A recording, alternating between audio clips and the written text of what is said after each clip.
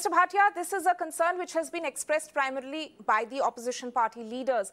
But as an expert, if you could just tell us what we know about tech fog so far, because there is this report, of course, by The Wire, which seems to suggest that it is being widely misused for manipulating public opinion. Yeah, good morning, and thank you for having me over here. So if you see, right now, the tech fog is not really an app like which can be downloaded on the App Store or the Play Store. It seems that it has been like developed and it operates only and only from a particular area, because there are like firewalls, and all I'm telling you is only after reading this particular report. But after reading the report, all I can tell you is, yes, that such things are possible, and we right now don't have much information about it, because as I told you earlier, this is not an app wherein we can just go and investigate, or we can go and check it out in the public domain. Somebody sent the Wire those screenshots, and this is only on the basis of that. And over here, I can only say that, yes, that these things are definitely possible.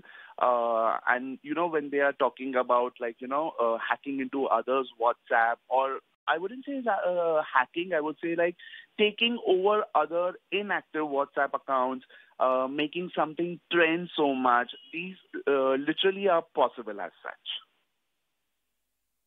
Is there something that people can in fact do, though this report by The Wire actually says that it is being misused to target government critics?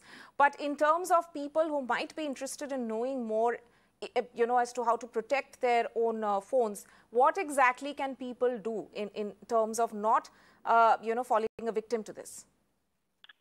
See, there are two things. For example, when we are talking about the inactive WhatsApp accounts, many times, people just take up a particular number and then they give it to their maids or drivers who may not be using WhatsApp at all. So, the ones who use those feature phones, but the number is still available as such. Right. So here we need to understand that, all these numbers are actually protected, and we need to, create an awareness that don't share an OTP. So, for example, if I have to, somebody has to call up my maid and say, there is an issue with the phone or with the SIM, and, I'm sending you an OTP, just take care of it. Just share the OTP about it. So she needs to be extremely careful about it. So that awareness needs to be created by you and I over here. And secondly, it's an era where you need to understand that you cannot trust what you see, what you hear, and what you read. You need to cross-verify it. Right. Ritesh Bhatia there, a cyber expert joining. Thank you so much for joining us on this big story that we are following on this growing concern, especially voiced by opposition leaders over tech fog.